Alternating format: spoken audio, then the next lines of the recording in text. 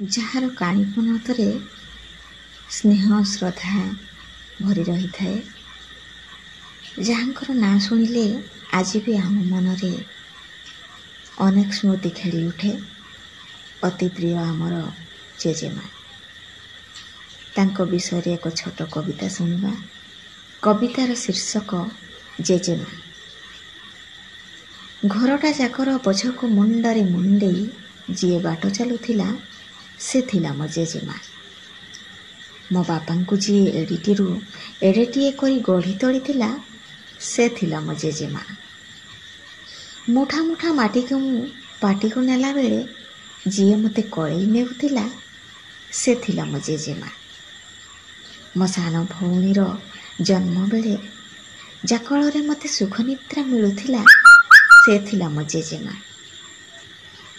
ମୋ ଗୁରୁଣ୍ଡିବା ଠାରୁ କାନ୍ଥରେ ଧରି ଚାଲିବା ପର୍ଯ୍ୟନ୍ତ ଯିଏ ମୋର ଅତି ଆପଣାର ଥିଲା ସେ ଥିଲା ମୋ ଜେଜେମା।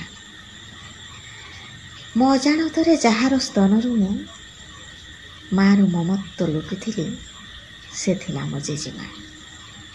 ଯାହାର ହାତରେ ରୋଷେଇ ଘରର ରାନ୍ଧଣାର ଯାଦୁ ଥିଲା ସେ ଥିଲା ମୋ ଜେଜେମା। ମୋ ଅଝଟିଆର ଜିଦ୍ରେ ଯିଏ ତା'ର ଗପର ପେଟିକା ଖୋଲୁଥିଲା ସେ ଥିଲା ମୋ ଜେଜେମା।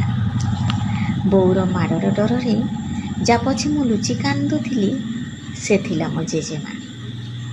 ମୋତେ ନ ପିଟିବା ପାଇଁ ଯିଏ ତାଗିଦ କରୁଥିଲା ବୋଉକୁ ସେ ଥିଲା ମୋ ଜେଜେମା।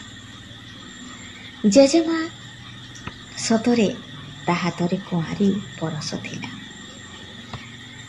ତା'ର ଅବର୍ତ୍ତମାନରେ ଆଜି ଖାଲି ମେଞ୍ଚା ମେଞ୍ଚା ଅବଶୋଷ ଆଉ